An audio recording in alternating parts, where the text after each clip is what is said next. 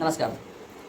आज बताने जा रहे हैं कि अनंत व्रत किस विधि से करनी चाहिए और अनंत भगवान कौन से देवता कहे जाते हैं और अनंत भगवान का व्रत क्यों करते हैं। तो यह जानने से पहले हमारे चैनल को सब्सक्राइब करें, नया है तो, और लाइक करें, शेयर करें। अब चलिए वीडियो को स्टार्ट करते हैं। तो अनंत भगवान की कथा भगवान विष्णु की पूजा है। इसमें नारायण भगवान के ही अनंत के रूप में पूजा होती है। अब हम भगवान की पूजा जो है सो किस विधि से करें। तो प्रातः काल उठ करके स्नान आदि क्रिया करके उसके बाद मीठा अन्न का आहार भगवान के सामने समर्पित करना चाहिए, पूजन करना चाहिए नारायण का। और पूजन में यही मंत्र बोलना चाहिए कि हे भगवते, हे परमेश्वर, हमारी मनोकामनाओं को सफल कीजिए। और भगवान के सन्मुख 14 गांठ वाला सूत्र रख करके उनकी पूजा करनी चाहिए। और उसके बाद अपने दाएं हाथ में उसको धारण करना, जिससे भगवान जो है सो प्रसन्न होते हैं और उनकी कृपा दृष्टि हम पर सदैव रहती है। अब आइए कथा, हम अनंत भगवान की कथा को श्रवण करते हैं। सूत जी ने शौनक आदि ऋषियों से कहा कि पूर्व समय में माँ गंगा के तट पर धर्मराज युधिष्ठिर महाराज ने जरासंध के वध के लिए राजसूय यज्ञ को आरंभ किया। युधिष्ठिर ने भगवान श्री कृष्ण के सहित भीमसेन, अर्जुन आदि भाइयों के साथ अनेक रत्नों से शोभित मोती जड़ी हुई स्वर्ग के तुल्य बड़ी विशाल यज्ञशाला बनवाई। उसके लिए सब राजाओं को अनेक प्रकार से जीत करके ले आए। एक समय गांधारी और राजा धृतराष्ट्र का पुत्र दुर्योधन नाम से जो विख्यात था, वह उस यज्ञशाला में आकर के प्रांगण में जल की प्रतिमा देख करके वस्त्र को ऊंचा करके कर चलने लगा और उस जगह धीरे धीरे चलने लगा। यह देख करके द्रौपदी आदि श्रेष्ठ स्त्रियां हंसने लगी और दुर्योधन आगे जल को भूमि जान करके उसमें गिर गया। यह देख करके सब राजा लोग तथा तप रूप धन वाले ऋषिगण और द्रौपदी आदि सुंदर नेत्र वाली स्त्रियां हंसने लगी। यह देख करके महाराजा दुर्योधन अत्यंत क्रोधित होकर के अपने मामा शकुनी के साथ अपने राज्य में जाने के लिए उद्यत हुआ। उसी समय शकुनी ने अत्यंत मधुर वचन कहा, हे राजन, आगे बहुत कार्य करना है, इसलिए आप महान क्रोध का त्याग करें। हे राजेंद्र, यज्ञशाला से अपने घर के जाने के लिए उठिए। तब ऐसा ही सही यह कह करके दुर्योधन यज्ञशाला से घर को आया। जब राजा गण भी यज्ञशाला से अपने अपने राज्यों में चले गए, तदनंतर दुर्योधन ने राजाओं के साथ देहली यानी कि हस्तिनापुर, पहले दिल्ली का हस्तिनापुर नाम था, हस्तिनापुर जाकर के राजा पांडु के श्रेष्ठ पुत्र युधिष्ठिर, भीमसेन आदि अर्जुन को बुलाकर अपने राज्य में प्रसन्न होकर के जुआ खेलने लगा। उस जुए में न ही छल है, जिसमें से पांडवों का छल संपूर्ण धन और राज्य आदि जीत लिए गए। छल से समस्त राज्य उनको छीन लिया गया। उसमें तदनंतर भ्राताओं सहित युधिष्ठिर महान विपत्तियों को प्राप्त हो जंगलों के बीच बनचर जो भीलादिक हैं उनके सदृश रहना पड़ा। यानी कि वह राजा होकर के भी जुआ का इतना परिणाम होता है, जुआ नहीं खेलना चाहिए। इसका यही धारणा है कि जुआ जो है सो बड़े बड़े राजा को बनवासी बनने पर जो है सो मजबूर कर देता है। पांडवों के इस समाचार को सुनकर के श्री कृष्ण महाराज वहाँ आए। सूत जी ने शौनक आदि ऋषियों से कहा कि दुख से अत्यंत दुर्बल पांडव लोग वन में रहते थे। महात्मा श्री कृष्णचंद्र को देख करके क्रम से पूजन आदि और प्रणाम कर राजा युधिष्ठिर बोले कि हे प्रभु, भाइयों सहित हमको यह दारुण दुख प्राप्त हुआ है। इस दुख रूपी सागर से हम कैसे छुटकारा पाएंगे, सो कहिए। हम कौन से देवता का पूजन करें जिससे हमारा यह कष्ट दूर हो, अथवा कौन सा व्रत करें जिससे हमको राज्य पुनः प्राप्त हो सके। हमारा हित तो आप ही की कृपा से होगा।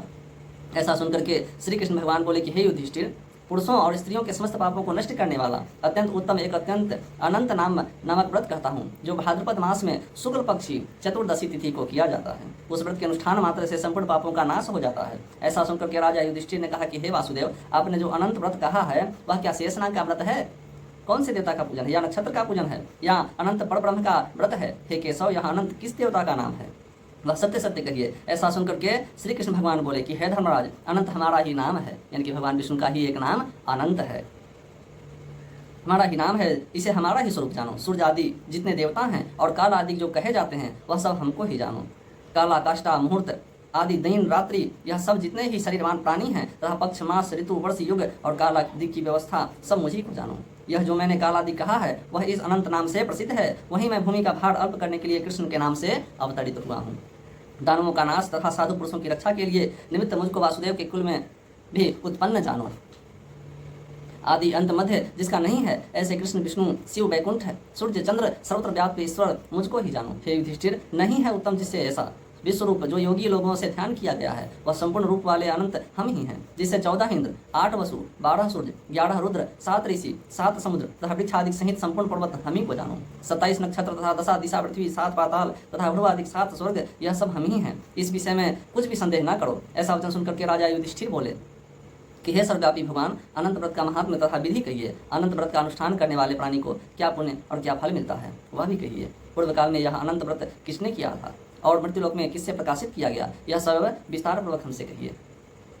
युधिष्ठिर जी का ऐसा वचन सुनकर के भगवान श्री कृष्ण बोले कि सतयुग में सुमंत नाम का एक ब्राह्मण थे। उसने वशिष्ठ गोत्र में उत्पन्न सुंदर दीक्षा नाम की भृगु ऋषि की कन्या के साथ वेदोक्त विधि से विवाह किया। हे राजन, दीक्षा नाम की स्त्री से समय पाकर के अनेक सुंदर लक्षणों से युक्त एक कन्या का उत्पत्ति हुई। कन्या जन्म ली उसकी। वह शिला नाम की अत्यंत सुशीला कन्या पिता के घर में बढ़ने लगी। उसकी पतिव्रता माता काल जड़ के दाह से दुखी हो नदी के जल में प्राण त्याग कर स्वर्ग को चली गई। तदनंतर उस सुमंतु नाम के ब्राह्मण ने धर्म नाम की एक सुशीला नाम की कन्या से विधि विधान पूर्वक विवाह कर लिया, यानी कि उसके पिता ने दूसरी शादी कर ली। वह स्त्री नाम के ही सदृश दुष्ट स्वभाव, कर्कश वचन बोलने वाली और बड़ी ही प्रचंड थी। वह शिला नाम की कन्या पिता के घर गृह कार्य करने में बड़ी ही चतुर थी। वह आंगन बाहर दरवाजे के ऊपर, दहली के ऊपर स्वास्तिक, संघ, कमल के नीले, सफेद और काले अनेक प्रकार के चिन्हों को लिख करके देखा करती। उसके अनंतर इसी तरह बहुत दिन बीतने पर कुमार अवस्था को प्राप्त हुआ शिला पिता के घर में बड़ी ही मंगल देने वाली हुई। उसको देख पिता सोचने लगे कि हम यह कन्या पृथ्वी पर किस गुणवान वर को दें। ऐसा विचार करके वे दुखी हो गए। उसी समय उत्तम वेद वेदांग के जानने वाले कौंडियन नाम के मुनि कन्या को लेने के लिए वहाँ आए। वे मुनि बोले कि तुम्हारी गुणयुक्ता कन्या से मैं विवाह करना चाहता हूँ। ऐसा सुनकर के पिता ने शुभ दिन में ब्राह्मणों को इंद्र तुल्य कौंडियन मुनि को अपनी कन्या दे दी। श्री कृष्ण जी ने कहा कि हे धर्मराज, सुमंतु ने वेद विधि से उसका विवाह करा दिया। उस समय वहाँ पर स्त्रियां गीत गाने लगी और ब्राह्मण लोग स्वस्ति वाचन करने लगे, बंदी जय घोष करने लगे। इस प्रकार विवाह का सुमंतु ब्राह्मण ने अपनी कर्कशा स्त्री से बोला कि दामाद के संतोष के लिए कुछ द्रव्यादि दहेज में देना चाहिए। ऐसा सुनकर के वह कर्कशा क्रोध से घर की शोभा बिगाड़ कर संपूर्ण द्रव्यादि की एक पेटी में अच्छी तरह से बंद कर दामाद से बोली कि आप अपने घर जाइए, हमारे यहाँ अब कुछ भी द्रव्यादि नहीं है। यदि विश्वास न हो तो देख लीजिए। श्री कृष्ण जी ने कहा कि हे पार्थ, ऐसा सुनकर के वह मुनि उदास हो गए और उदास हुए और वह कन्या को भोजन से बचे हुए अनादि कुमार में खर्च करती हुई कौंडियन मुनि भी उस सुमंतु की कन्या शिला को बैलगाड़ी पर बिठा करके सने सने यानी कि धीरे धीरे चलने लगे।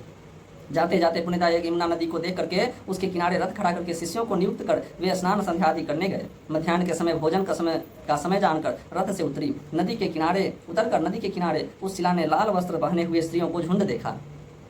उन स्त्रियों के समूह के चतुर्दशी के दिन श्री जनार्दन भगवान का पूजन करते हुए देख उनके पास जाकर स्त्रियों से शिला धीरे से पूछने लगी कि तुम लोग यह क्या कर रही हो, यह कौन से भगवान का पूजन है, इस व्रत का क्या नाम है। ऐसा सुनकर के सील ही है श्रृंगार जिसका। ऐसी उस शिला से वह स्त्रियां बोली, यह अत्यंत अनंत नाम का व्रत है, वह हम अनंत भगवान को ही पूजते हैं। ऐसा सुनकर के शिला बोली कि मैं भी यह उत्तम व्रत अवश्य करूंगी। इस अनंत व्रत की क्या विधि है और यह व्रत किस प्रकार का है, इसमें क्या दान होता है, कौन देवता पूजे जाते हैं, वह मुझसे कहिए। ऐसा सुनकर के वे स्त्रियां बोली कि हे शिले, उत्तम अन्न को प्रश्न मात्र एक सेर से लेकर के मालपुआ आदि पकवान बना करके आधा ब्राह्मण को दें और आधा स्वयं भोजन करें। फिर कृपणता न करते हुए शक्ति के अनुसार दक्षिणा दें और वह व्रत नदी के तीर पर करें और भगवान हरि की कथा सुने।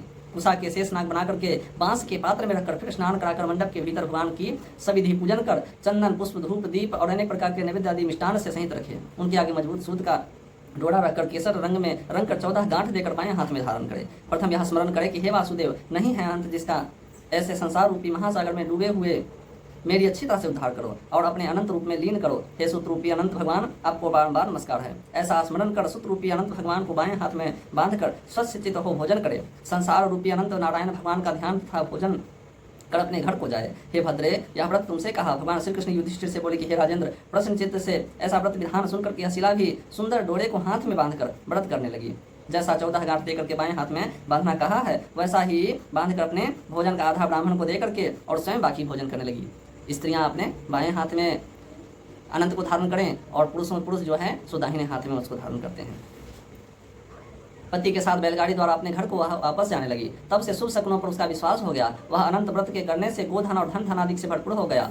वह सोने में ग्रथित माणिक और मोतियों के हारों से भूषित और अतिथि पूजन में सर्वदा व्याकुल रहती थी। सुख से रहकर वह मणि के युक्त करधनी तथा मोतियों की मालाओं से अलंकृत घर में पति के साथ उत्तम वस्त्र पहने सावित्री के समान शोभित होने लगी। किसी समय पति ने बैठी हुई शिला के हाथ में बंधा हुआ सुंदर डोरा देख लिया और शिला से बोला कि हे शिले, यह डोरा क्या तुमने मुझे वश में करने के लिए बांध रखा है, इसका क्या कारण है, सो कहो। ऐसा सुनकर वह शिला बोली कि जिसके प्रसाद से संपूर्ण धन आदि प्राप्त हुआ है, संपदा मनुष्य को मिलती है, यही अनंत भगवान को हमने धारण किया है। भगवान श्री कृष्ण ने कहा कि लक्ष्मी के मद में घमंड में अंधा होकर के शिला के ब्राह्मण पति ने शिला के वचन को सुनकर उसके बाह के डोरे को जल्दी से तोड़ करके अनंत कौन है ऐसा कहते हुए पाप कर्म करते हुए मूर्ख ने डोरा को अग्नि में जला डाला। उधर शिला व्याकुल होकर के हाहाकार करती हुई दौड़ पड़ी, उसने डोरे को लेकर दूध में डाल दिया। इस पाप कर्म से उसकी वह लक्ष्मी सब नष्ट हो गई, गौ आदि चोर ले गए, घर में आग लग गई, सब धन नष्ट हो गया, जो जिस तरह से आया था उसी प्रकार चला गया। इसी तरह कुटुंब में भी कलह होने लगी, भाइयों में लड़ाई होने लगी और अंत के फेंकने के पाप से उसके घर में दरिद्रता घुस गई। भगवान श्री कृष्ण ने कहा कि हे युधिष्ठिर, उसके साथ संसार में कोई बातचीत नहीं करता, वह सिद्ध से भी संतप्त रहने लगा, मन में दुखी रहता। बड़े भारी दुख को पाकर कौंडिन्य मुनि ने अपनी पत्नी शिला से कहा कि हे शिले, एकाएक उत्पन्न इस सुख का कारण क्या है? मैं दुखी हूँ, मेरा धन सब नष्ट हो गया, आखिर क्या कारण है इसका? सुजनों से कलह होता है, मुझसे कोई बात नहीं करना चाहता, शरीर में नित्य ज्वर आदि ताप रहते हैं, चित्त में बड़ा ही खेद होता है, इसका क्या कारण है? तुम जानती हो तो कहो, क्या उपाय है जिससे मेरा भाग्य अच्छा हो? ऐसा सुनकर के शील ही है आभूषण जिसका, ऐसे सुंदर स्वभाव वाली शिलापति से बोली कि अनंत फेंकने के पाप कर्म से यह सब हुआ है। हे महाभाग, आप उसके लिए उपाय करें, तब तो फिर जाकर के सब ठीक हो जाएगा। ऐसा उसके कहने से ब्राह्मण मन में श्री हरि भगवान के शरण में गया और उसके अनंतर वह कौंडिन्य मुनि भी खेद को प्राप्त हो वन में गए। वहाँ वे उत्तम ब्राह्मण वायु के भक्षण करते हुए तप की इच्छा से उस परमेश्वर का ध्यान करते हुए सोचने लगे कि जिसके प्रसाद से मुझे धन धनाधिक मिला है और अपमान करने से निर्धन होकर कष्ट को प्राप्त हो गया हूँ, मुझको अतिशय दुख देने वाले धन अधिक हुआ है। ऐसा चिंतन करते हुए वह गहन वन में घूमने लगे। वहीं पर फला फूला हुआ एक आम का वृक्ष देखा। वह आम का वृक्ष जिस पर एक भी पक्षी नहीं थे और करोड़ों कीड़े थे। उसमें आम के वृक्ष से पूछा कि कहीं अनंत भगवान को देखा है तो सौम्य कहो, मेरे चित्त में अतिशय दुख है। यह सुनकर के वह आम का वृक्ष बोला कि हे ब्राह्मण, मैंने अनंत भगवान को नहीं देखा। यह सुनकर के वह दुखी होकर के चल दिया और अनंत भगवान को कहाँ देखेंगे, ऐसा विचार करते हुए घूमने लगा। हे पांडव, वह ब्राह्मण गौ से पूछा कि तुमने अनंत भगवान को कहीं देखा है? उसके बाद गौ बोली कि हे कौंडिन्य मुनि, मैंने अनंत भगवान को नहीं देखा, मैं नहीं जानती हूँ उन्हें। उसके बाद आगे जाकर के घास पर बैठे हुए वृषभ यानी बैल को देखा। वह बैल से पूछा कि हे गोपति, तुमने अनंत भगवान को देखा है? बैल बोला कि मैंने अनंत भगवान को नहीं देखा, मैं अनंत भगवान को नहीं जानता। इसके बाद आगे जाकर के बड़ी सुंदर दो पुष्करनियों को देखा। उन बावलियों का जल उसमें से इसमें और इसमें से उसमें आता जाता हुआ अनेक प्रकार के कल्लोल करता हुआ कमल कल्हार कुमुदनी आदि से पत्तों से युक्त होकर शोभायमान हो रहा था। भ्रमर हंस चकोर बगुला आदि पक्षियों से सेवित उस पापी को देख करके ब्राह्मण ने उन दोनों पुष्करनियों से पूछा कि तुम लोगों ने अत्यंत अनंत भगवान को कहीं देखा है? यह सुनकर के दोनों पुष्करनियां बोली कि हे द्विज, हमने अनंत भगवान को नहीं देखा। आगे जाकर उसी तरह एक हाथी और एक गर्दभ यानी कि गधा को देखा। उन दोनों से भी ब्राह्मण ने पूछा कि क्या आप लोगों ने अनंत भगवान को देखा है? ऐसा कह करके वह ब्राह्मण निराश हो गए। हे राजन, वह कौंडिन्य मुनि जीवन से निराश होकर विकल होता हुआ वह बहुत गर्द श्वास लेकर के भूमि पर गिर पड़ा। फिर वह ब्राह्मण होश में आकर हे अनंत, ऐसा कहते कहते उठकर चित्त में यह निश्चय करता हुआ कि मैं जरूर ही प्राण त्याग दूंगा। भगवान श्री कृष्ण ने कहा कि हे धर्मराज, उस ब्राह्मण ने प्राण देने के लिए वृक्ष में फांसी लगा लिया। उसी समय दयार्थ हृदय वाले अनंत भगवान भी प्रत्यक्ष हो गए। वृद्ध ब्राह्मण का रूप धारण करके बोले कि यहाँ आओ। उसके हाथ पकड़ करके भगवान एक गुफा में ले गए। उस गुफा में कौंडिन्य मुनि ने एक नगर देखा जिसमें बड़े ही स्वरूपवान स्त्री पुरुष विद्यमान थे और सुखदायक दिव्य सिंहासन पर बैठे हुए भगवान थे। उनके अगल बगल शंख चक्र गदा पद्म आदि गरुड़ शोभायमान हो रहे थे। कौस्तुभ मणि धारण किए हुए, बनमाला आदि अनेक प्रकार के आभूषण धारण किए हुए और विश्वरूप अनंत भगवान को उस कौंडिन्य मुनि ने देखा। अतिशय प्रकाशवान स्वरूप वाले भगवान को देख करके आगे ऊंचे स्वर में बोले कि हे प्रभु, आपकी जय हो। ऐसा कह करके तथा प्रणाम कर बोला कि हे नाथ, हे पुंडरीकाक्ष, हम पाप कर्म करने वाले, हमारी आत्मा पाप रूप है, हम पाप ही से उत्पन्न हुए हैं और हमारे रक्षा करने वाले आप ही जो है सो ईश्वर हैं। उस मुनि का वचन सुनकर के अनंत देव भी बड़े कोमल वचन से बोले कि हे विपेंद्र, मत डरो, जो तुम्हारे मन में है सो कहो। ऐसा सुनकर के कौंडिन्य मुनि बोले कि हे प्रभु, मैंने धन से उन्मत्त होकर के अनंत का डोरा तोड़ दिया। उस पाप कर्म से मेरा सबरा धन नष्ट हो गया। घर में अपने कुटुंबियों से कलह होता है, जिस प्रकार मुझसे कोई भी बात भी नहीं करता। इस तरह दुखी होकर के आपके दर्शन की इच्छा से मैं वनों में भटक रहा हूँ। हे देवेंद्र, आपकी कृपा, अपना दर्शन दिए, अब मुझ पर दया करके उस पाप की शांति का उपाय कहिए। श्री कृष्ण महाराज बोले कि हे युधिष्ठिर, भक्ति से प्रसन्न हो, देवता क्या नहीं देते। ऐसा उत्तम ब्राह्मण का वचन सुनकर के अनंत भगवान कहते हैं कि हे कौंडिन्य मुनि, तुम विलंब न करो, अपने घर को जाओ और भक्ति से 14 वर्ष तक अनंत का व्रत करो। इससे भक्ति संपूर्ण पापों से छूटकर पुत्र पौत्र आदि से उत्पन्न इच्छित भोगों को भोग कर उत्तम सिद्धि को प्राप्त करोगे।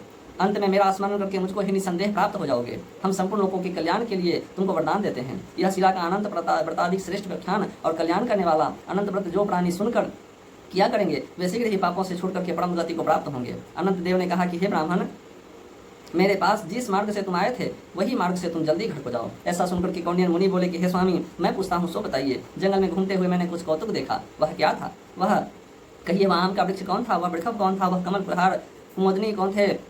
दो पुष्करनियां कौन थी? वह गर्दभ कौन था? और हाथी कौन था? और वह वृद्ध ब्राह्मण कौन था?